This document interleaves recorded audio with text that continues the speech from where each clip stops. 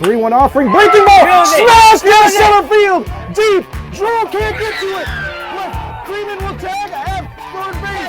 He's in to score. Here comes Jay Ramey in the fourth. And the Luckies lock it off in the ninth, 10-9. The dugout rushes the field. Christian Amora with a game-winning 2 RBI double. Welcome back for another edition of the Luckies Insider on Roco Radio and Luckies Ledger. I'm Joe Dexter alongside Jay Ramey as the Luckies have won 4 straight games, 2-0 in the Central Division. I'm doing everything but dancing over here, Jay. How are you? I'm doing great. I was almost euphoric after that home run that Ryne Rodrigues hit, so I'm glad that we get to talk to him today. Like the whole ride home, I was just happy as could be. He just sat on that pitch, didn't he? He pulled one down the third base line because he was early on it, and he smashed it. And I said on the broadcast, I said, here's some sage advice. Don't throw that same pitch. Oh, yeah. The same pitch was thrown, and Ryan hit that one. I was saying something like, I forget exactly what I said, but on the broadcast, I was like, the pitcher's probably going to know not to throw it like that again because Ryan just showed him how much power he has. That was further than the home run that he hit, that foul ball. So you would have thought the pitcher would have, stayed as far away from that part of the strike zone as he could. Well, let's recap what we've seen thus far from our Reidsville Luckies. We'll start going back to Friday, a win over the Danville Dairy Daddies, a great football game, a 22-14 win for the Luckies. They were down 11-2 in that one, came storming back with 20 unanswered runs and also 9 runs in the 7th, 9 runs in the 9th. Were you able to watch that game a little bit, Jay? I wasn't able to watch that game, but I studied the score sheet a lot. I talked to Chinzo. One of the most interesting things was that they only had 3 extra base hits, and they were all doubles. You wouldn't expect 22 runs out of that. They just kept consistently hitting. Zachary Semino, Sam Melton both went 3 for 5. Landon Parker, he went 4 for 5. I don't think it all happens without Evan Penny on the mound, though. He just stopped the bleeding right there. Yes, he did. The Dairy Daddies were on a roll. They had so much momentum. And then Evan Penny, who's very young on the team, just stopped it completely. He allowed that Reidsville Luckies comeback because sometimes when you have some momentum on the mound, it can translate to when you're in the batter's box. Sam Melton, who had a save last year against the Sandhills Bogies, got the save in that one as well. Well, the stop. I mean, it was 7-run difference, but still, it was good to see the pitching bounce back and to hold that, and then the offense to respond with those 20 unanswered runs. Then we went to High Point on Saturday. Ryne Rodrigues hit some hush puppies out of the park. I mean, he fried the dough, Jay. Yeah, he sure did. But then, once again, we go back to pitching, and a lot of this year has been about pitching. It's also been the big plays by Ryne Rodrigues, 22 runs, but Jay Sean Brown played the first 4 innings. Chinzo Scanio told me that he gave the team a good chance to win. He put them in a good position for them to make that comeback. Jimmy Wormack went 4 innings and didn't allow any runs. What were your thoughts? What were your thoughts on it? Man, I didn't get to go to High Point, but I watched the full game on the live stream as much as I could, and I'll tell you something. Man, Jay Sean Brown, when he gets into a groove, which we've seen with a lot of our pitchers this year, and we're going to talk about throughout this broadcast, I'm sure. But, I mean, when he gets going, he's tough to hit. And Jimmy Wormack with that slider, that's a slide piece that you ain't touching. I mean, that thing, when it's moving, it's grooving. And I'd love to see how he responded, and he was able to hold things after the home run. And we might have formed a little rivalry with the Doe. I hope so. That's what I've been begging for this year. It gives me something to write about. But, I mean, going back to the pitchers, that's what we wanted last year. It kind of picked up on the downhill of the season. But early in the season, there were a lot of pitching woes. And this year, it just feels so good to have that pitching core that we can rely on and know that they're not going to be giving up too many runs. I'd like to point too is you're heading into Central Division play. This year, the divisional play means a lot. It did last year, but it means a little bit more this year. To get a win, number one in game number one in the Central Division, that was key too. And to do it in that dramatic fashion carried some momentum into Sunday at JC Park, Oak City into town. The Gliders, they didn't get out of town. They weren't able to leave the airport. That was maybe one of my favorite sports memories ever.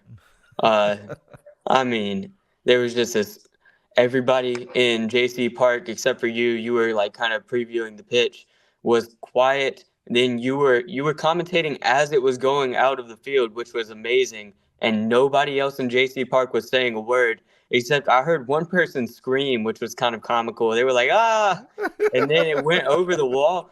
I thought he was going to catch it. I did an interview with Tyler Sorrell, the man who was on first base when that happened. Yeah. And he said that he thought it was going to get caught. When I did my interview with Ryne Rodrigues on the Luckies Ledger, he said he thought it was going to get caught. I thought it might get caught, but I was trying not to get my hopes up because as a Dallas Cowboys fan, that's what I tend to get burnt on. And I mean, you're a Detroit fan of all teams, so anything you guys do overachieves. But sometimes I get my hopes up. Well, sometimes we also have ineligible men that were eligible. So it's a bevy of Okay, things. Let's not get into that, Joe. Let's stay on the Luckies. We cheer for the same team that we commentate for, all right. Okay? That moment, you pretty much hit it nail on the head. It wasn't one of those home runs where when it left the bat, you were guaranteed to know that it was gone. So I was waiting patiently, and it was hanging there. Oh, you commentated that perfectly. And I think that was more fun than if he had maybe smashed it because there was everybody holds your breath, and then there was just everybody yelling at once. It was so much fun. But before that, it wasn't looking so good for the Reidsville Luckies because I came into the inning very optimistic. Tyler Sorrell got walked. And then I think it was Landon Parker is the one who had a very long at bat. Then he perfectly placed a bunt and got on base. There were going to be 2 runners on base with no outs, and the ref said that he actually fouled it. And we were all very upset because he struck out on that next pitch. But Ryne Rodrigues, he saved the day and hit that home run. And even if it would have been caught, I think that Tyler Sorrell would have advanced to at least second or third base. Of course, there would have been 2 outs at that point, and it would have been nerve-wracking. But it was just perfectly placed. Ryne Rodrigues played that at bat super well. Then the Luckies pick up a game-shortened 10-run deficit rule or 10-run rule win over the Native American national team on Monday. Jay, it was lonely in the booth without you in there. Oh, was Eric there? Yes, Santa showed up. Oh, okay. I thought he had a meeting. Yeah, I wanted to be at the game. It was my little sister's birthday. Happy birthday, Lucy. I mean, I missed the game, but it was 10-0. So, I mean, I would have liked to be there, but it's my sister's birthday. Got to do what's best for the family. Offense did what they needed to do. One thing we didn't mention, too, in Brendan Fleming's outing. I want to talk about that, too, against Oak City. I mean, didn't he have 6 strikeouts in a row in that game? Oh, yeah, and he had 8 strikeouts overall. Total. I wanted to give Ryne Rodrigues lucky of the game, but I was like, if Brendan Fleming gets 8 strikeouts, then I've got to give it to him. And I gave Brendan Fleming the lucky of the game on that one because if he's not wheeling and dealing like that, it may not have been as close of a game.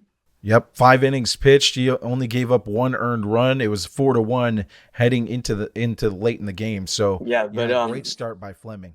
Tell me a little bit about that game, the home game that we won 10-0 against the Native American national team. Man, I'll tell you what, it was a great game overall. Offensively, maybe some things to work on. Obviously, a little bit in a lull. I know you say that in a 10-0 game, but there were some moments that didn't get capitalized on that I know that will be worked on throughout. And then obviously able to get things worked out offensively. But what I took from the game big time was the pitching. Lucas Brooks got the start, went 4 innings, I believe, was strong in that. But from there, we've got 2 lefties in the pen, Jay, that we haven't seen a lot of that brought gasolina. I mean, Connor Riggs was throwing it hard. I believe he had 5 strikeouts in his 2 innings of work. He almost made it 6 straight strikeouts too. Oh wow! He looked good. He got 3 straight strikeouts, and then he did get a ground out, but still got Did you see 5 some from strikeouts. Malik Frails? Oh, and then Malik Frails came in after him, back-to-back lefties. So now you add more gas to the fire. And Frails and both of these guys, we're going to be talking about them throughout the stretch of the season if they stay with the Luckies throughout the season as guys that were key because they can come in key situational moments. Hey, they can pitch 2 innings like Frails did and Riggs did. Yeah. So Yeah. to have those guys throw hard from the left side for situational and control with the baseball. Frails had a little bit of adjustment on the mound, but once he made that adjustment, nobody was hitting him. Yeah, and I got a message from Chinzo Skinner after the game. I know we're focusing on pitching because they allowed 0 runs, and it was just fantastic. I think it was maybe like 4 hits overall between the pitchers that were allowed in those 7 innings. But I got a message from Chinzo after the game about how Tyler Sorrell got into the game and showed some good innings offensively. Yeah. Miles Odom and Calvin Kiesler both put up 2 or 3 hits. Those were the guys that Chinzo was talking about. And he was also talking about Cal Nielsen getting his first start behind the plate. And all of those guys are newcomers. So, of course, we like seeing the 5 guys that came back last year, the Vermillions, as we call them, on the Luckies ledger. But it's great to see the new guys finally finding their groove. We're a few games into the season, and we still don't have a loss on our resume. And I think last year the Luckies started out 0-3, and right now they are undefeated. And it's great to see something from the young guys. See, you would have loved this because you love small ball. You might not know it, but you love small ball. So this is how the game starts in the bottom half of the inning, the bottom half of the first. Nigel Robinson gets on, steals second, steals third, and Kiesler laces one into the outfield, and we already have a run. Just like that. Oh, I love Nigel Robinson. And then Tyler Sorrell had an RBI double as well in the second inning. And then he was part of that 4th run. I believe it was the 6th inning. He had a nice smack as well. So, yeah, it's great to see these guys step up. Yeah, we were talking about Nigel Robinson. Something I forgot to bring up about the Oak City game.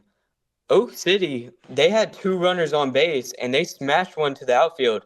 And Nigel Robinson, he ran all the way from center field to right field and made a beautiful catch that took 2 runs off the board. That could have given Oak City the lead, and then the whole trajectory of the game changes. Maybe the Luckies are disheartened so much that they end up losing it. And I was going to give him moment of the game for that beautiful catch, but Ryne Rodrigues hit the walk-off, obviously.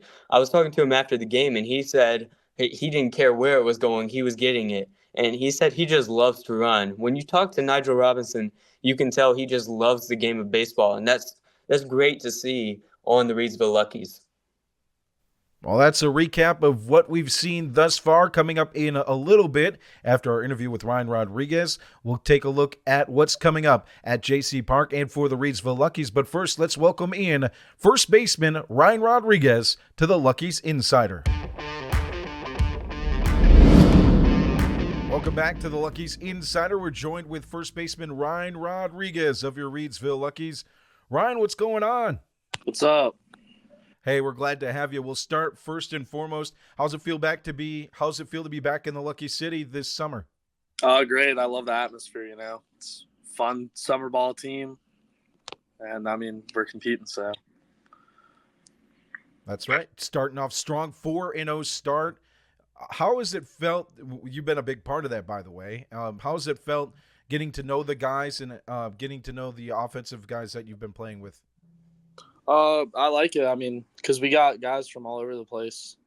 So it's cool to kind of hear, their, story about what they've done in college so far or where they're going to play in college next year, stuff like that. It's pretty cool to get to meet new people outside of, North Carolina, stuff like that.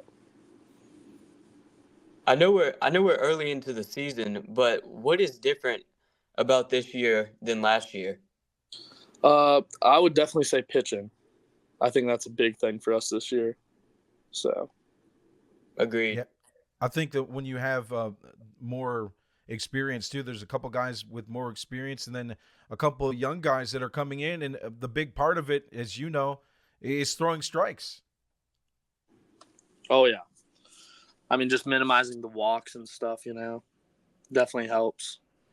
So All right, well, let's talk about your journey heading out of Pfeiffer into the transfer portal. Man, you're smashing the baseball right now. I've said it in the booth. If you are a team looking for a first baseman or infielder, this is the guy.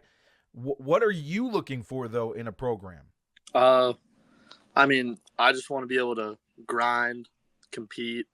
I want to feel like we're all taking it serious, you know.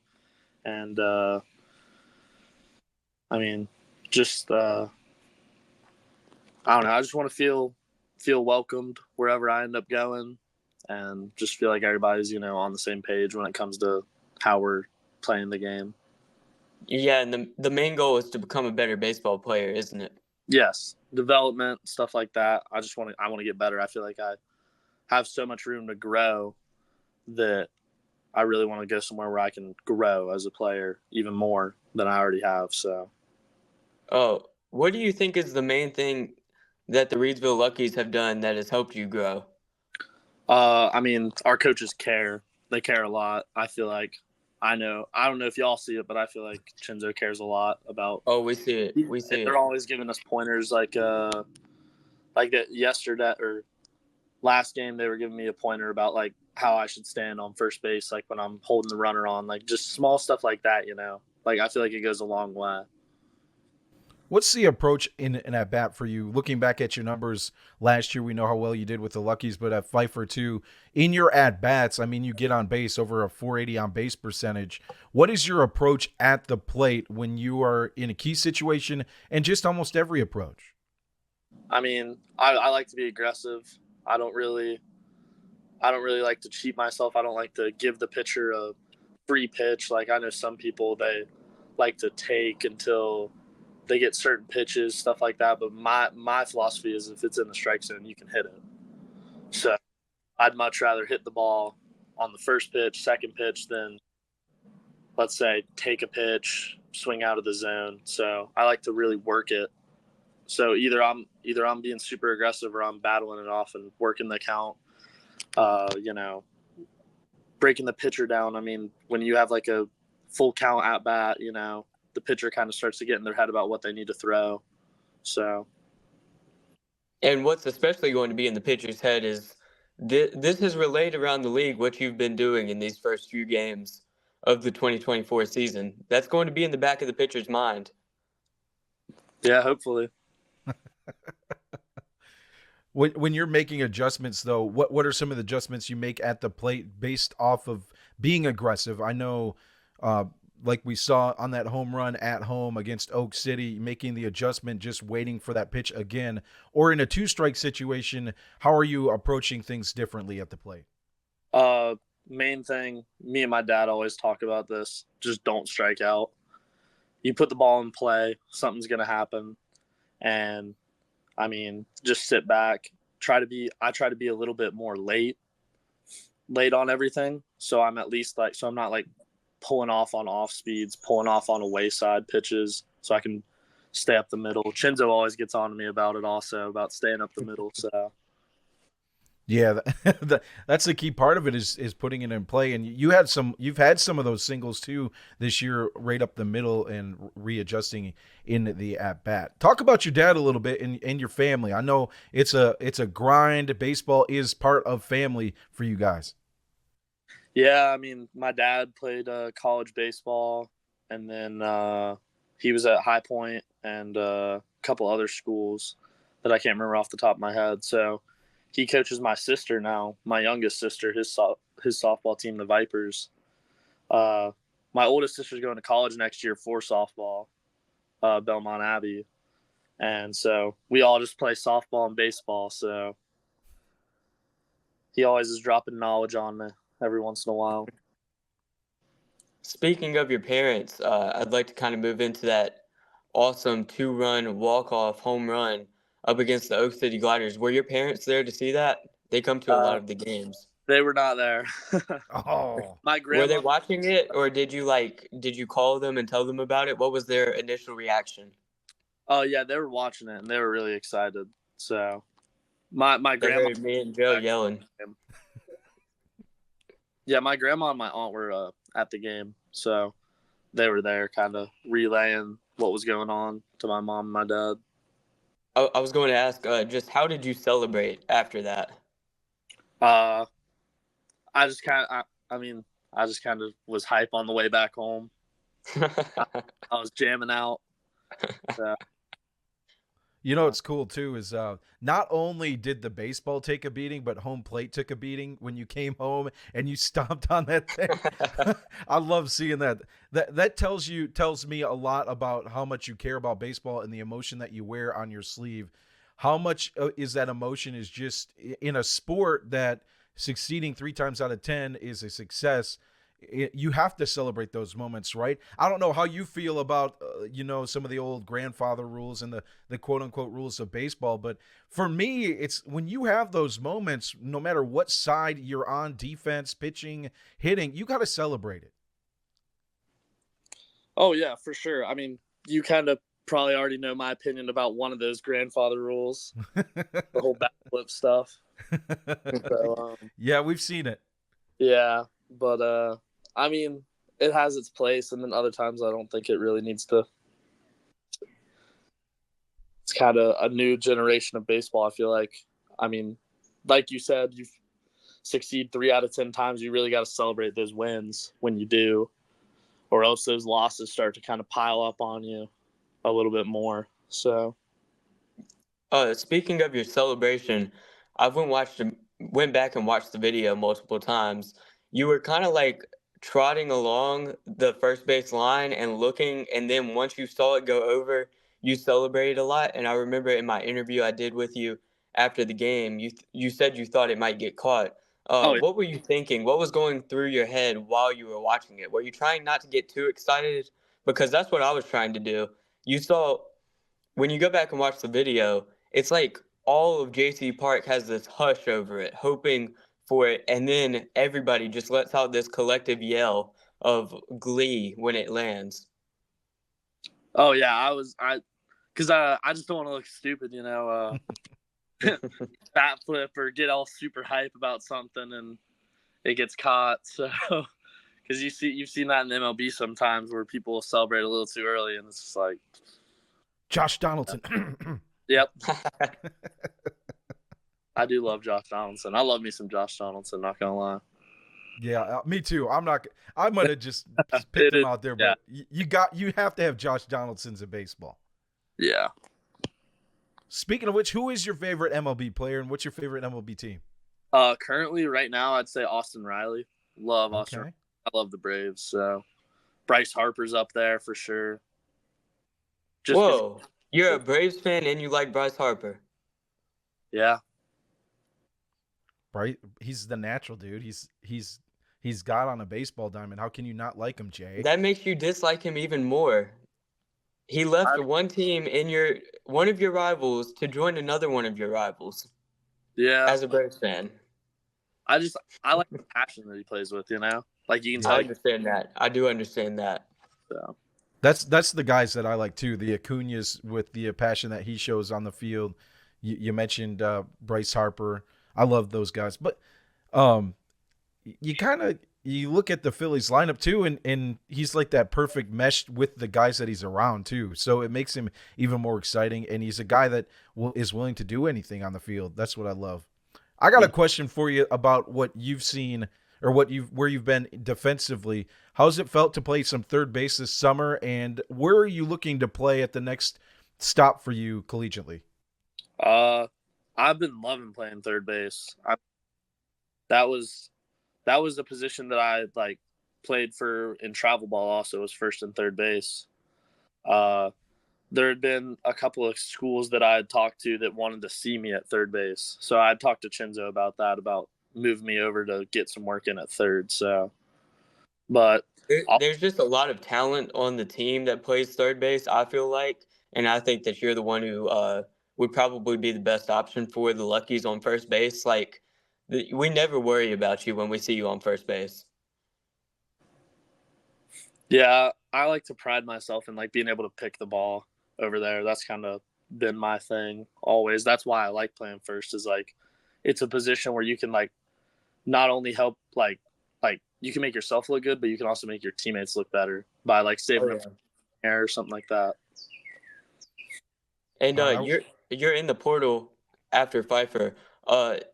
If you could hypothetically take one teammate with you from the Luckies to the next school that you go to, who would that be, and why?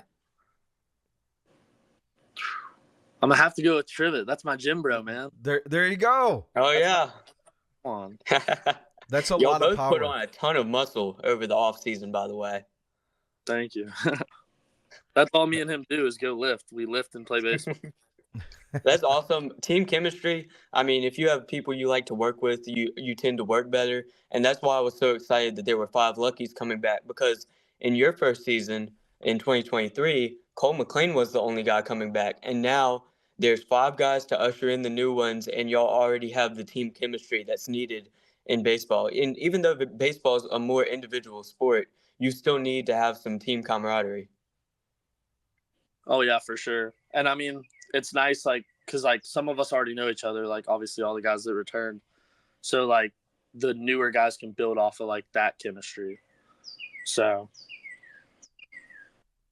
Yeah, I was doing an interview with Gavin Fleming last year at the end of the season, and I asked him what his favorite part about the Luckies was, and he said it's just how well everybody gets along. And I think that has we've seen some of that in 2024 already. oh yeah.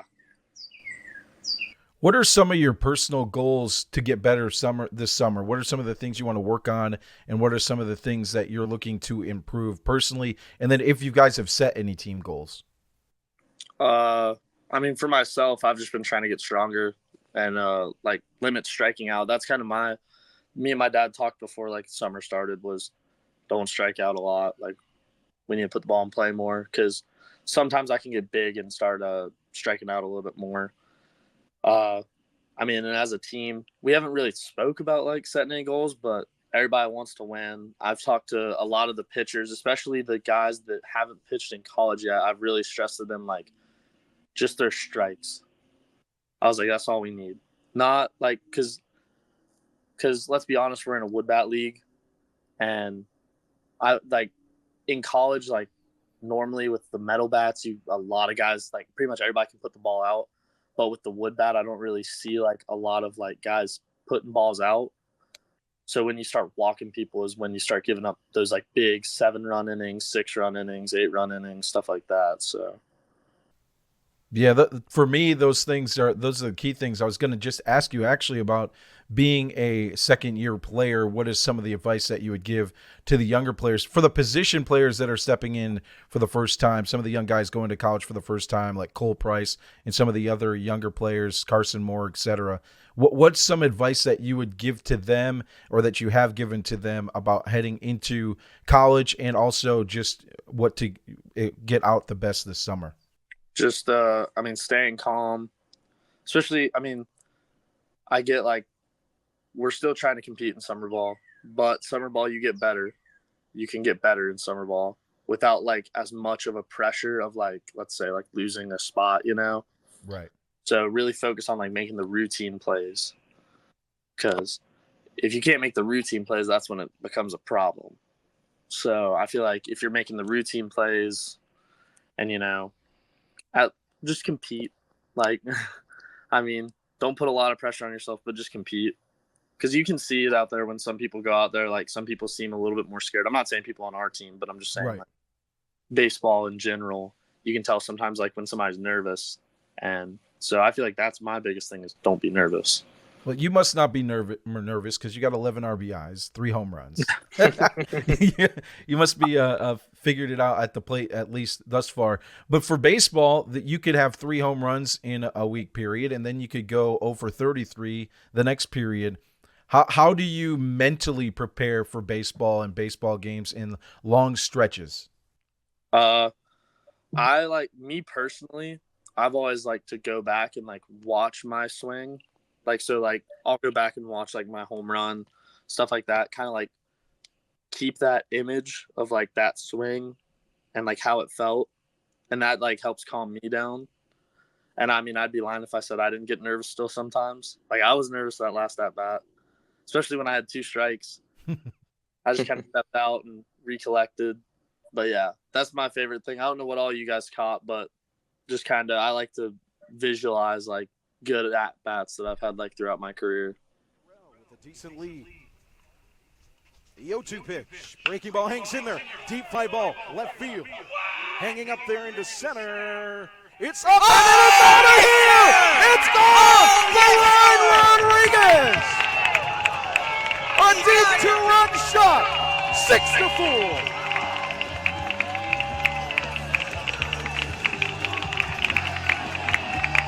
The Luckies gather at home plate. Ryne Rodrigues slams his foot down on the plate. I have a question. So, the games against the High Point Hush Puppies and the Oak City Gliders are the ones that matter because only the divisional games matter for like playoff seeding and things like that. And then I noticed that against the High Point Hush Puppies, you hit the 2-run homer. Without that, we would have still been at 2-2 in that game. Who knows what would have happened? And then you just beat Oak City Glider on a walk-off home run. Do you have a different approach in non-league games as opposed to division rivalry games? No, I wouldn't say that. But like you can definitely feel like as like a team, like how there's a little bit more energy. I'm not saying there's a lot more energy. We have a lot of energy like in all of our games, but as a team, I feel like there's just a little bit more energy on like those conference games. Is there any team that you don't like? Is there any rivals you've had? Because you've been here for a year now. Well, normally I would say I don't have any rivals, but I'm not the biggest fan of the Hush Puppies currently. But okay. All right. I've got a problem with that, Ryan, because last year Hey, the man got hit in the head. What do you have a problem with, Jay? Okay. Last year, I remember this vividly. I did an interview with you, and I said, if your dad went and coached the Hush Puppies, would you join them? And you said yes. You don't hate them enough. Well, now, well, I mean, that was a year ago. A year ago, they hadn't hit me. Yeah, that was a year. Okay. Oh. Hey, I've been wanting this rivalry to happen, and Joe says that the media can't manufacture a rivalry, but I think that we play a role in it. Ryne Rodrigues joining us here on the Luckies Insider on Roco Radio and Luckies Ledger. Ryne, I got to ask some questions about the ONSL. Get your thoughts. First and foremost, take the Luckies out of it, JC Park out of it. Where's your favorite place that you've played outside of at home? I was really liking the Dairy Daddies. Okay. I was liking it. All right. I feel like we're a little over the top with the whole with all the sound effects. But I liked some of them, I'm not gonna lie. Oh well, Joe Dexter's been playing Finish Him during almost every at bat. Did you like the one where they talked about mad cow disease? I did hear that one. I didn't really get that. I don't either, but I guess it's because they're cows, or they're I guess, but they're dairy daddies, not cow daddies. So to your point, it doesn't make much sense. What's your favorite logo that's not the Luckies logo? Or is there any that you like? Logo? Or name? Kind of drawing a blank on the whole logo thing. What about a name? I mean, I kind of want to go with so for the logo, I'm gonna say the sock puppets. Okay, I like that, the little sock puppet. And then the name, the Dairy Daddies, is pretty funny. Oh my gosh! Big Dairy Daddies. So. That's funny. You know the saying, "All publicity is good publicity." Danville Dairy Daddies. I hate the name, but they got featured in the New York Times. So, I mean, I don't like the name, but I'm glad the Old North State League is getting some more exposure. Yeah.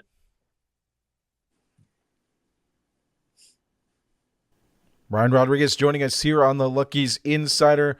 Ryne, when you look at what's up next, you look at what you're trying to do at the plate. We've talked about all that stuff, but just as you prepare for the next state of your career, what are you looking forward to as a junior, as a senior at the next level? What are some of the things you're looking forward to that you want to experience?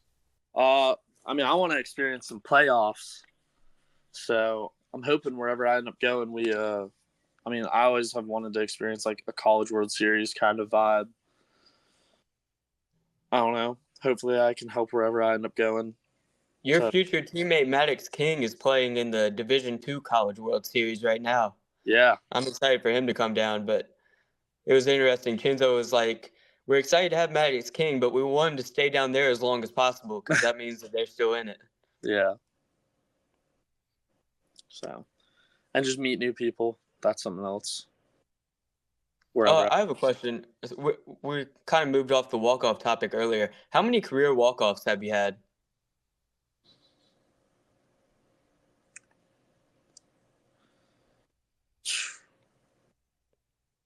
He's trying to count them on his hands right now, but it's too many. That's the only one that really comes to mind. Like off the Really? top, I maybe have had like one in like summer ball, two in summer ball at some point, but that's the only walk-off home run I've had for sure. How about the furthest hit home run that you've had? Was it in Hendersonville? No, I'd have to say my first career home run at Pfeiffer Okay. was probably most definitely the farthest ball I've ever hit in my life. I've got a question about home runs. So last year you said that against the Lexington Flying Pigs in the season opener, they didn't count your home run. Am I correct about that? Yeah? Okay. So Jacob Trivet got in the home run derby with only 2 home runs. Oh boy. You're already at 3. Is home run derby something you're looking to compete in? Yeah, hopefully. I did a home run derby when I was like 14, and it was pretty fun. So I'm trying to kind of do that again. I haven't really gotten to You with a metal bat and somebody pitching easy to you. Oh man, I am so excited to see that. I'm hoping you qualify. Let's get the All-Star game at a short porch too. Let's get it at a short porch. Let's have it in Hendersonville. There you go. It's great seating, great Right. location. But Ryne Rodrigues joining us here on the Luckies Insider. Jay, you got any more questions? I mean, I usually end all of my interviews with a fun one. What's your favorite restaurant? that's tough. Are we going like restaurant, like sit down, or are we going fast food? Ooh. Anything that's in or around Reidsville. Oh, okay. In or around. You can give me one of each if you want to. I mean, any Mexican restaurant. There's one that I went to a couple times last summer in Reidsville. I'm not sure which one it was, but shout out to them. They're really good. That's kind of ironic because earlier you were talking about your friendship with Jacob Trivet, you two being like gym bros or whatever. And he said in an interview with me, one time I asked him the same question. He said he loves eating Mexican too. Yeah, it's good. I mean, and you get your chicken rice. Yeah, So- can you beat that? Chips and salsa, chicken and rice. Like That's nothing. my favorite place to eat too. I love El Paral. I've seen you after a game at El Paral too. I have many a times, Jay. It's Lucky's Insider Ryne Rodrigues joining us. A couple more fun questions. Favorite movie? Star Wars. Big Star Wars guy. Oh. All of them. I don't have like a specific favorite one. It's all of them. So I should play the Star Wars organ from the New York Yankees when you're at the plate with the bases loaded. Oh, got it. Favorite? I know you're an eclectic music guy because based on your walk-up song this year versus last year, what type's your favorite music, or what kind of music do you like? I'm pretty diverse. I mean, on the way to the games, I'm listening to rap, country, rock, like pretty much everything. I listen to just about everything. Are you a Swiftie, Ryan? Oh no. I know that Joe is. I'm just gonna say, I have 3 sisters, so I'm around it a lot. So Hey, that was a joking question. You can just say no and leave it at that, Ryan. This is off the record, Joe. Edit it out. One last question from me. Going back to that home run against Oak City, the moment after that really caught my eye is Shannon Franklin, the mother of Easton Franklin, our bat boy, posted a picture of you lifting him up in the air. Talk about that moment, because for me, that's just that. encompasses what baseball is about right there. Talk about that moment and what led to it. Oh yeah, I mean, that is what baseball is all about, And I like to think like set a good example for like younger kids and like make it fun for them. And Easton always talks to me. He goes, "Hit a home run, hit another home run." So, and I hit a home run. And he said, I think he said something like, you hit it," or something. And I kind of like picked him up, and he was like, so. Is it true that you gave away your home run ball to a young fan? Oh yeah, I did. Wow, that is just a lot of people would want to hold on to that. That is very selfless of you, and that's what Reidsville Luckies baseball is all about. You're a great representative. Thank you. He's Ryne Rodrigues joining us here on the Luckies Insider. We'll be back with more right here on Roco Radio and Lucky's Ledger. That's Ryne Rodrigues of your Reidsville Luckies here on the Luckies Insider. Joe Dexter, Jay Ramey, as we get you ready for what's coming up for those 4-0 Luckies. On Friday, it's a game against the Wake Forest Fungo on the road. First pitch set for 6:30 p.m. at Flaherty Park. Your thoughts on the Fungo, Jay, and the Luckies heading on the road for Central Division action? Well, we've never played them before, but I would really like, we won our first game against the Gliders. We won our first game against the Hush Puppies this year.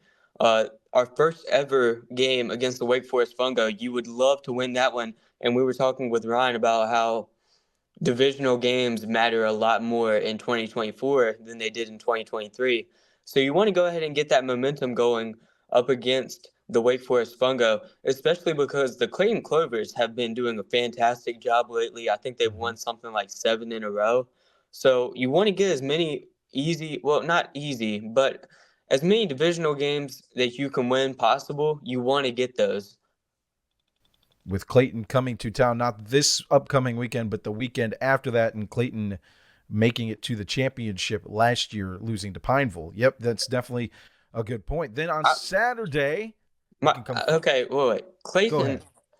Clayton was my championship pick last year, and I wanted them to win because, hey,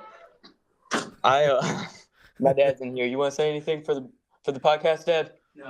No. He said, "Go Luckies." You want to edit that out? Yeah, I'll edit that out. Okay. Clayton was my championship pick last year, and they didn't win. So Santa Eric Smith won the Battle of the Broadcasters, the bracket challenge. That's why you asked me why I've got a bone to pick with Clayton. I say they're in our division. They steal our lucky theme. Really, I'm a little bit salty about them ruining my championship pick up against Pineville. Well, all right. There you go. And you were out. You got third place because you picked absolutely terrible. But no, I picked how the way it should have went. Okay. That's what everybody says when their bracket loses. Yeah. Yeah. Okay. Okay. Yep. Yeah. Is that what you said when you lost too? Hey, I picked a 6 seed to win it all. So actually, I may not have picked them. I think maybe Pineville won. And Eric picked that, and he got all the points from that. Yep, he picked everything wrong. He picked everything wrong but Pineville, and still won. But hey, that's how Eric goes. We're the Luckies. You get lucky sometimes. Saturday, the Carolina Yankees are in town. First pitch, 5 p.m. Come on down to JC Park. We're gonna have a great time, and Jay's gonna sing "Take Me Out to the Ball Game." I'm absolutely not going to do that. I will just stay home. It was worth a try. I thought I might be able to sneak it in. See, I got my license this year, so I've thought about, instead of just simply leaving the booth, maybe just driving off into the sunset during the 7th inning stretch. Come on down. We'll have a great time. I'd love to see, after a Wake Forest game, an opportunity for the next rotation of guys to get in and continue to get work and build up for a big game on Sunday against our new rivals. That's what we did in our last non-league game. 10-0. We just tried to get as many people involved as possible. Hopefully, that's what we'll do against the Yankees. But moving into the discussion about the High Point Hush Puppies game, I would love to see the Reidsville Luckies get another win against them, because last year the Luckies only won 2 out of their 6 games up against High Point, and this year to win your first 2 games against High Point would be huge for momentum in this divisional series. What are your thoughts? Absolutely, and I'd just love to continue to see us pitch strong against them, and our offense can do anything. Come on out for the fireworks. I'm predicting fireworks on Sunday. Well, Yeah, I'm not worried about the offense at all. We've got the offensive firepower. I've liked what I've seen from our pitching. I think if our pitching holds down like they have been doing for the rest of the season, we could see some postseason baseball in Lucky City. no matter what, it's a great time at JC Park, so come join us this weekend. First pitch is always at 5 o'clock. Gates open at 4 at JC, $8 for adults. Kids 10 and under get in free at JC Park. And we've got great concessions as well and a great family fun atmosphere, and nothing's better than baseball. So come on out and join us for Lucky's Baseball on Saturday or Sunday, or Saturday and Sunday, as we've got the Carolina Yankees on Saturday and the High Point Hush Puppies on Sunday. Before we head out of here, Jay, any last words on the Lucky's Insider? Well, I said last week I'd love for us to win all of these games this week, and we went 4-0. So maybe another prediction of us going undefeated this week will do us well. But in actuality, I think that if the pitching holds down, that we can beat the Wake Forest Bungo. I think that the Carolina Yankees, what I want to see from that is a lot of the new players for the Luckies to shine like they did against the Native American national team. And then on Sunday, that's the big one. It's at home. It's at JC Park. We're playing the High Point Hush Puppies, our new rivals. I would love to see for the Reidsville Luckies to have some offense and some pitching like they did in our last Hush Puppies game, where they won 4-2. It's the Lucky's Insider on Roco Radio, and Lucky's Ledger will be back next week with more Lucky's Talk. Lucky City's baseball team, the Reidsville Luckies. Have a good one, everybody. We'll see you at the ballpark.